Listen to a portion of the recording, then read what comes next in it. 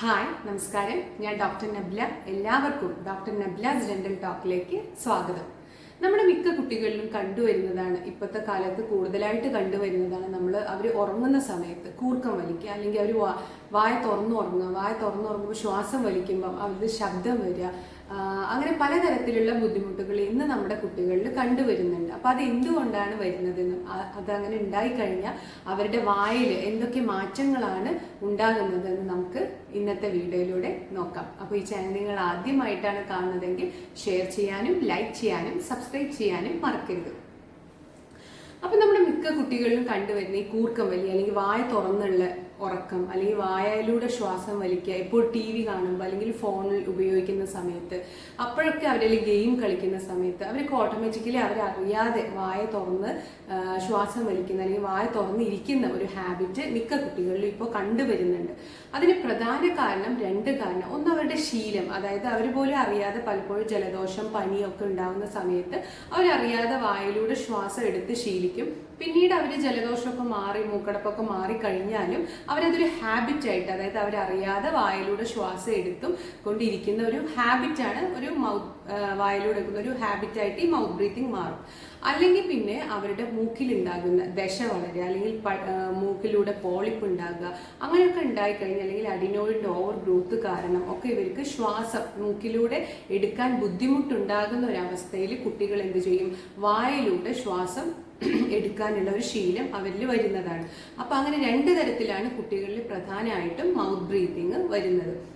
Mouth breathing നമ്മുടെ കുട്ടികളിൽ കണ്ടു തുടങ്ങിക്കഴിഞ്ഞാൽ നമ്മൾ ഒരിക്കലും അത് നിസ്സാരമാക്കി കളയരുത്. കാരണം നമ്മൾ അങ്ങനെ നിസ്സാരമാക്കി കഴിഞ്ഞു കഴിഞ്ഞാൽ കുട്ടികൾക്ക് വായിൽ ഒരുപാട് ബുദ്ധിമുട്ടുകൾ വരും. വായിൽ മാത്രമല്ല, അവരുടെ ഫേസിൽ തന്നെ അത്തരത്തിലുള്ള കുട്ടികളെ നമ്മൾ കുറച്ച് കാലം ആ ശീലം അങ്ങനെ കൊണ്ടുപോയി കഴിഞ്ഞാൽ അത്തരത്തിലുള്ള കുട്ടികളിൽ നല്ലതായിട്ട് അവരുടെ ഫേസിൽ നമുക്കത് കാണാൻ പറ്റും. പ്രധാനമായിട്ടും അവരുടെ മൂക്ക് ഭയങ്കര ചെറുതായിരിക്കും, മൂക്കിന്റെ ഗ്രോത്ത് പ്രോപ്പറായിട്ട് നടക്കില്ല, അതുപോലെ തന്നെ നാരോ ആയിരിക്കും, തിന്നായിരിക്കും. അതുപോലെ അവരുടെ ലിപ്പുകളൊക്കെ കണ്ടു കഴിഞ്ഞാൽ അതിൽ ക്രാക്സ് ഉണ്ടായിരിക്കും, ലിപ്പുകളൊക്കെ എപ്പോഴും അൾസർ പുണ്ണുകളൊക്കെ വന്നിട്ടുണ്ടായിരിക്കും. പിന്നെ ലിപ്പ് ഭയങ്കര നമുക്ക് നോക്കുകയാണെങ്കിൽ ഒരു തടിച്ചിട്ടുള്ള ലിപ്സ് ആയിരിക്കും അവർക്ക് ഉണ്ടായിരിക്കുന്നത്. അത് പുറത്തോട്ട് പ്രോമിനൻ്റ് ആയിട്ട് നിൽക്കും. കാരണം നമ്മൾ വായിലൂടെ ശ്വാസം എടുക്കുകയും വിടുകയും ചെയ്യുമ്പോൾ അത് നമ്മുടെ ആ വളരുന്ന സമയത്താണ് കുട്ടിക്ക് ആ ഒരു ശീലം തുടങ്ങുന്നതെങ്കിൽ അവരുടെ എല്ലുകൾ പുറത്തോട്ട് തള്ളി വരാൻ തുടങ്ങും. പ്രത്യേകിച്ച് നമ്മുടെ ഈ മുകളിലെ എല്ലുകൾ പുറത്തോട്ട് തള്ളി വരാനും അതുമൂലം പല്ലുകൾക്ക് പൊന്തൽ വരും, പല്ലുകൾ പുറത്ത് വിട്ട് വരാനുള്ള ചാൻസ് കൂടുതലാണ്. അപ്പോൾ അത് കൂടാതെ കുട്ടികളുടെ വായ, അതായത് നമ്മൾ വായിലൂടെ ശ്വാസം എടുക്കുകയും പുറത്തോട്ട് വിടുകയും ചെയ്യുമ്പോൾ വായ ഡ്രൈ ആയിരിക്കാനും പല്ലുകളൊക്കെ മിക്ക പല്ലുകളിലും കേടുവരാനുള്ള ചാൻസും കൂടുതലാണ്. അതായത് ആ ഒരു ഗ്രോയിങ് സ്റ്റേജിലാണ് നമ്മുടെ പഴയ പാൽപ്പല്ല് പോയിട്ട് പുതിയ പല്ലുകൾ വരുന്ന ആ ഒരു സമയം. അപ്പം നമ്മൾ ആ ഒരു സമയത്ത് കുട്ടിക്ക് ഈ ഒരു ശീലം ഉണ്ടെങ്കിൽ അവരുടെ ആ പുതിയ വരുന്ന പല്ലുകളിൽ തന്നെ വേഗത്തിൽ കേടുവരാനുള്ള ഒരു ചാൻസും കൂടുതലാണ്. അപ്പം നമ്മൾ ആ മൗത്ത് ബ്രീത്തിങ് പ്രത്യേകം ശ്രദ്ധിക്കേണ്ട ഒരു കാര്യമാണ്. പിന്നെ അവരിൽ പ്രധാനമായിട്ട് കണ്ടുവരുന്നതെന്ന് പറഞ്ഞാൽ ഈ വായൊക്കെ ഭയങ്കര ഡ്രൈ ആയിരിക്കും. അതുകൊണ്ട് തന്നെ, കാരണം വായ ശ്വാസം എടുക്കുന്നത് പുറത്തു വിടുന്നത് കൊണ്ട് ഡ്രൈ ആയിരിക്കുന്നത് കൊണ്ട് തന്നെ പല്ലുകളിലൊക്കെ മിക്ക പല്ലുകളിലും കേടുവരാനുള്ള ചാൻസ് കൂടുതലാണ്. അപ്പൊ നമ്മൾ പറഞ്ഞു, ഈ പൾപ്പ് പോളിപ്പ് അല്ലെങ്കിൽ ഈ മൂക്കിലുണ്ടാകുന്ന ദശ പോളിപ്പ് അല്ലെങ്കിൽ അഡിനോയിഡ് ഗ്രോത്ത് ഒക്കെ ഉണ്ടാകുന്ന സമയത്ത് നമ്മൾ കുട്ടികൾക്ക് പ്രോപ്പറായിട്ട് ശ്വാസം എടുക്കാൻ, മൂക്കിലൂടെ എടുക്കാനുള്ള ഒരു ബുദ്ധിമുട്ട് വരും. അപ്പോഴാണ് അവർ വായ തുറന്ന് ശ്വാസം എടുക്കുകയും പുറത്തോട്ട് വിടുകയും ചെയ്യുന്നത്. അപ്പൊ ഈ ഒരു ശീലം നമ്മുടെ കുട്ടികളിൽ കണ്ടിട്ടുണ്ടെങ്കിൽ നമ്മൾ ആദ്യം ചെയ്യേണ്ടതെന്ന് പറഞ്ഞു കഴിഞ്ഞാൽ ഒരു ഡോക്ടറെ കാണിക്കുക. ഒരു ഡെന്റിസ്റ്റിനെ കാണിച്ചാൽ ഡോക്ടർക്ക് അറിയാൻ പറ്റും അത് മൂക്കിലുള്ള ദശ കൊണ്ടാണോ അതോ കുട്ടിയുടെ ഹാബിറ്റ് ആണോ എന്നുള്ളത്.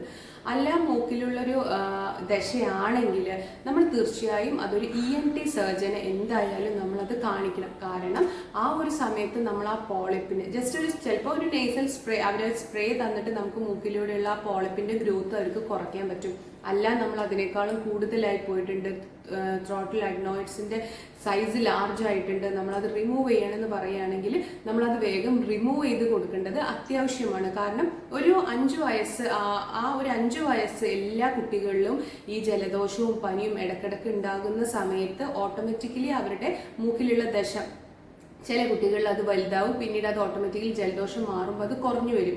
എന്നാൽ 5 വയസ്സിൻ്റെ ഉള്ളിൽ അവർക്ക് ഈ അഡ്നോയിഡിൻ്റെ സൈസ് കൂടി വരികയാണ്, അവർക്ക് രാത്രി ശ്വാസം വലിക്കുമ്പോൾ കൂർക്കം വലിക്കുന്ന സൗണ്ട് വരുന്നുണ്ടെങ്കിൽ അത് നമ്മൾ തീർച്ചയായും വേഗത്തിൽ തന്നെ അത് റിമൂവ് ചെയ്ത് കൊടുക്കണം. അല്ലെങ്കിൽ പിന്നീട് അവർക്ക് കേൾവിക്ക് ഒക്കെ അത് ബുദ്ധിമുട്ട് അത് ബാധിക്കാനുള്ള ചാൻസ് കൂടുതലാണ്. അപ്പോൾ നമ്മളത് റിമൂവ് ചെയ്ത് കൊടുത്തു കഴിഞ്ഞ് കഴിഞ്ഞാൽ കുട്ടിക്ക് ഒരു ബുദ്ധിമുട്ടും ഉണ്ടാവില്ല. കാരണം അവർക്ക് ഇടയ്ക്കിടയ്ക്ക് വിട്ടുമാറാതെ വരുന്നുള്ള ജലദോഷങ്ങൾ, അസുഖങ്ങൾ ഒക്കെ കുറയാനുള്ള ചാൻസ് വളരെ കൂടുതലാണ്. പിന്നെ അതുപോലെ തന്നെ ഓട്ടോമാറ്റിക്കായിട്ട് അവർ മൂക്കിലൂടെ എടുക്കുന്ന ശ്വാസം അത് പതുക്കെ പതുക്കെ അവർ ശീലിച്ചു വരും. അങ്ങനെ നമുക്ക് ആ ഒരു വായിലൂടെ എടുക്കുന്ന വായിലൂടെ ശ്വാസം എടുത്തു വിടുന്ന ആ ഒരു ഹാബിറ്റ് നമുക്ക് ഇതിലൂടെ തടയാൻ സാധിക്കും.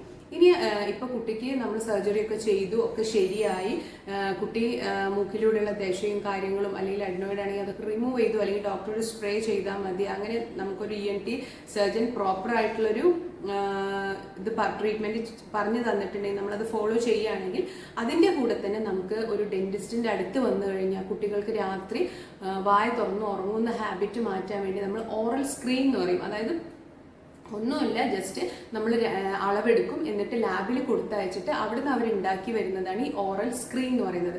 ജസ്റ്റ് നമ്മുടെ വായിൽ രാത്രി കുട്ടികൾ ഉറങ്ങുന്ന സമയത്ത് അല്ലെങ്കിൽ TV കാണുന്ന സമയത്ത്, കുട്ടികൾ വെറുതെ ഫോണിൽ ഗെയിം കളിക്കുന്ന സമയത്തൊക്കെ അവർ വായ തുറന്നിരിക്കുന്ന ഒരു സമയം ഉണ്ടാവില്ലേ, ആ ഒരു സമയത്ത് നമുക്ക് കുട്ടികൾക്ക് ഈ ഒരു ഓറൽ സ്ക്രീന് വായിൽ വെച്ചു കൊടുക്കാവുന്നതാണ്. അവർക്ക് തന്നെ വെക്കാം, വായിൽ വെച്ചു കൊടുക്കാം.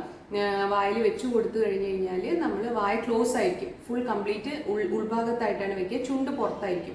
അപ്പോൾ അതുകൊണ്ട് തന്നെ അത് വായ ക്ലോസ് ആയിരിക്കാൻ, അപ്പോൾ കുട്ടികൾ ഓട്ടോമാറ്റിക്കലി വായ അടഞ്ഞിരിക്കുമ്പോൾ മൂക്കിലൂടെ ശ്വാസം എടുത്ത് ശീലിക്കും. അപ്പം ആ ഒരു ഹാബിറ്റ് നമുക്ക് പതുക്കെ പതുക്കെ അത് മാറ്റിയെടുക്കാൻ പറ്റും. അതുപോലെ തന്നെ രാത്രി ഉറങ്ങുമ്പോഴും വെച്ചു കൊടുക്കുക.